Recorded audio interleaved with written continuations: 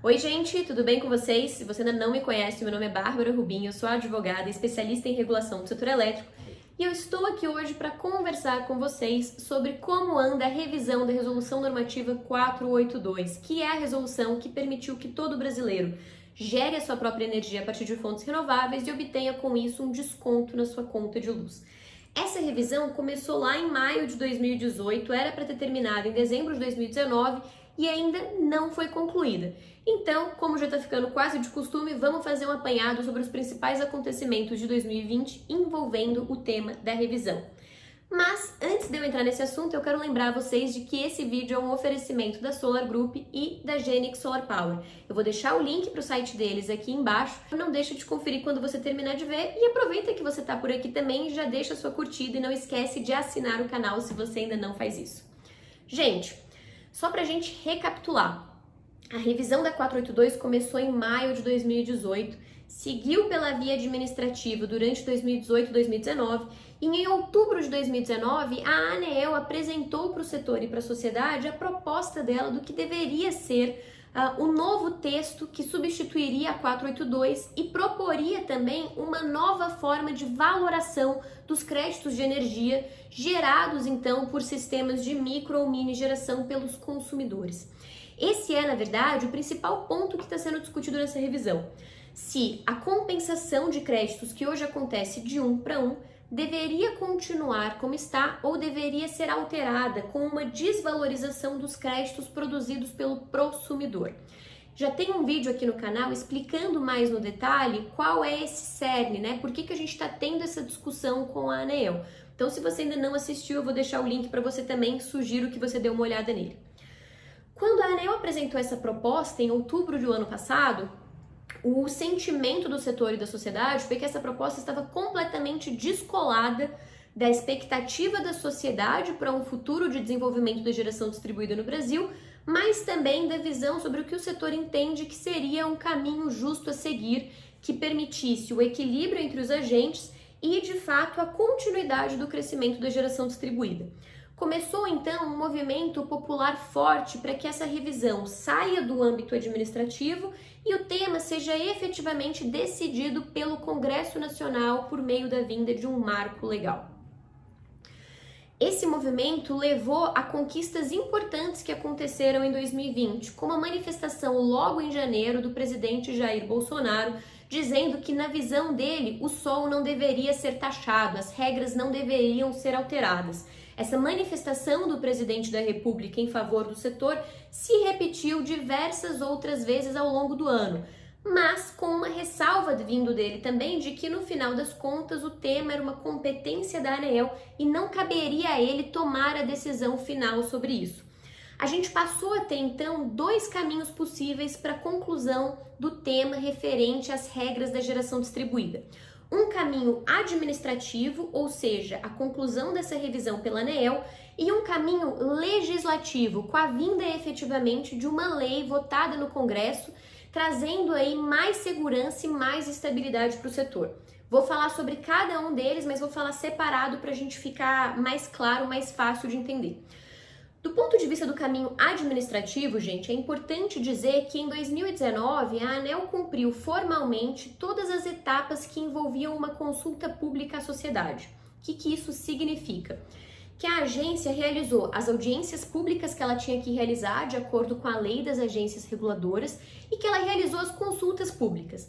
Então, em tese, o que falta para a ANEEL concluir esse processo administrativo é só que o diretor relator acorde no que ele acredita que seja o que deveria ser um novo texto para a resolução normativa e submeta esse novo texto para uma votação da diretoria colegiada da agência.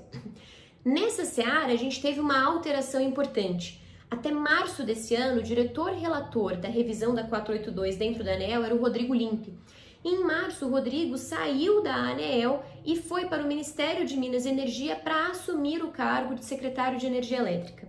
Aconteceu então um novo sorteio na agência e o diretor escolhido foi o Efraim Cruz.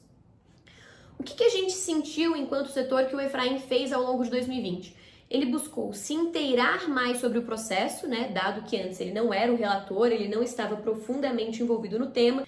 Essa posição do diretor Efraim associada a falas dele durante vários eventos ao longo do ano levam a crer que, se a revisão acontecer ainda pela via administrativa, a gente vai ter uma nova proposta sendo apresentada pela ANEEL, quiçá muito diferente da proposta que foi apresentada em outubro do ano passado, que na verdade representava uma terra arrasada para o setor.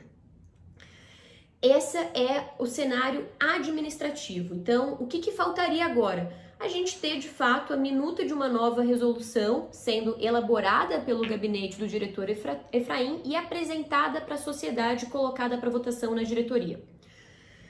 Mas a gente tem uma possibilidade, como eu comentei, que se fortalece cada dia mais, de efetivamente essa revisão acontecer, né? Ou a conclusão desse processo acontecer não pela ANEEL, mas sim pelo Congresso Nacional.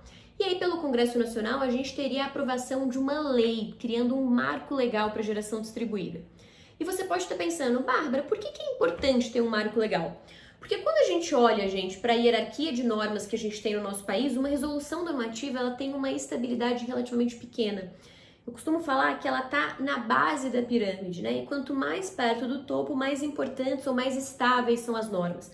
Quando a gente passa a ter uma lei e não mais uma resolução normativa regulando ou criando, né, estabelecendo o setor, a gente caminha mais para o meio dessa pirâmide, então a gente tem muito mais estabilidade para atrair investimentos para o nosso país. Do ponto de vista legislativo, a gente teve também acontecimentos importantes ao longo de 2020. Então a gente teve logo no começo do ano a apresentação de diversos projetos de lei por vários parlamentares defendendo ou criando esse marco legal. Os projetos têm metodologias e propostas diferentes, mas em geral eles variam entre a gente manter as regras como está até que se atinja um ano específico ou a gente manter as regras como elas estão até que a gente atinja um determinado percentual de nível de penetração da geração distribuída na matriz brasileira em termos de geração de energia elétrica e não em termos de capacidade instalada. Pontos importantes. Ao longo do ano, gente, nenhum desses projetos caminhou muito. Por quê? Porque a gente teve uma pandemia acontecendo não só no Brasil como no mundo inteiro. E o Congresso Nacional passou a operar predominantemente de forma remota e a votar somente assuntos que fossem prioritários, assuntos extremamente urgentes e, em geral, conectados com a pauta da pandemia. Isso significa que diversos outros assuntos que estavam, digamos assim, agendados para serem votados esse ano não aconteceram, tal qual, por exemplo, a reforma tributária. Se esses não aconteceram, a geração distribuída também não conseguiu caminhar a passos tão largos quanto o setor esperaria no Congresso em 2020. Mas no final de 2020, o tema voltou a ganhar tração.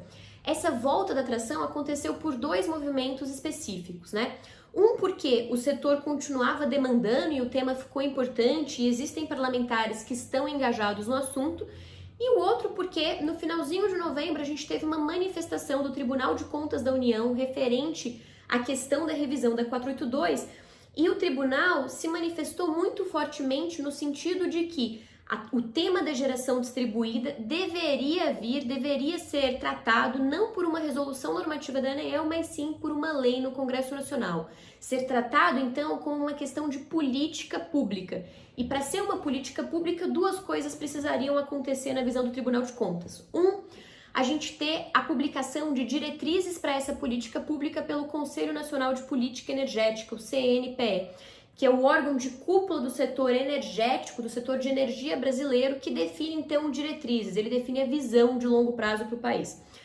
E a segunda coisa, efetivamente, a aprovação por deputados e senadores de um projeto de lei criando esse marco legal para a geração distribuída. Logo depois que a gente teve essa manifestação do TCU, duas coisas importantes aconteceram. Um projeto de lei que foi apresentado no final do ano passado pelo deputado Silas Câmara ganhou urgência e teve o seu relator designado pelo Rodrigo Maia, que é o atual presidente da Câmara dos Deputados no Brasil, apesar de que a gente sabe que em fevereiro de 2021 essa presidência vai mudar, a gente vai passar por um cenário de eleição.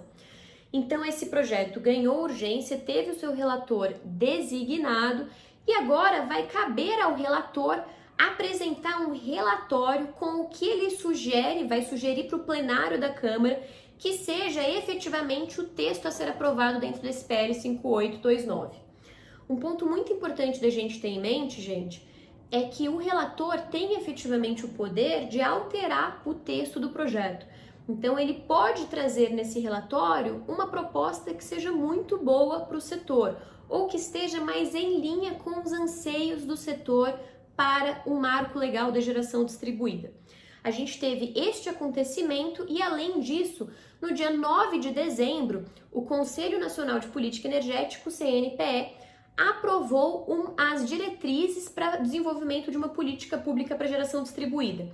Essas diretrizes foram aprovadas no dia 9 de dezembro, mas publicadas, porque elas só foram liberadas pelo presidente para publicação no dia 28 de dezembro, então no finalzinho aí do ano. O que eu costumo dizer, gente, dentro dessa visão, é que tudo isso são tijolinhos que a gente está empilhando. No final das contas, o que a gente precisa ter é a casa pronta. E a gente está aqui num processo de empilhar tijolinhos ao longo de 2020, para que chegue em 2021 a gente consiga, de fato, terminar a construção dessa casa e ter um marco legal para o setor. Mas esse é, diria assim, um resumo dos acontecimentos que a gente teve de forma bem sucinta, apesar de que esse vídeo está bem longo já, referente à revisão da 482 em 2020. A gente começa 2021, gente, vamos começar 2021 com a expectativa de que, de fato, após a manifestação do TCU, após a manifestação do CNPE e após o requerimento de urgência e designação desse relator para o projeto de lei, que o tema ganhe tração no Congresso Nacional ainda no primeiro semestre de 2021. Eu diria até mais, potencialmente no primeiro trimestre.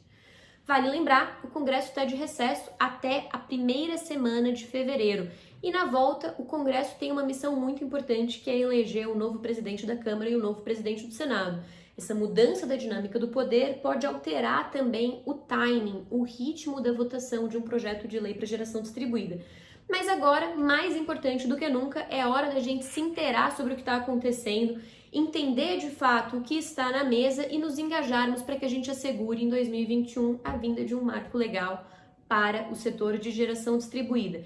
Enquanto isso, os projetos continuam sendo desenvolvidos. A gente teve sinalizações bastante importantes esse ano, tanto do diretor Efraim, que é o atual relator, quanto do governo em outras instâncias, de que seja qual for o caminho que a gente vai ter para a resolução dessa questão da revisão da 482, a gente vai conseguir assegurar para o consumidor uma segurança jurídica, então, a manutenção para o consumidor que já fizer parte do sistema de compensação das mesmas regras que ele tem hoje. Gente, peço desculpas, eu sei que esse vídeo ficou longo, mas a gente tinha bastante coisa para conversar. Já aproveito para desejar a vocês excelentes festas, um ótimo final de ano, um excelente 2021. Se você tiver alguma dúvida ou comentário, deixa aqui embaixo que eu respondo vocês. Obrigada e até a próxima!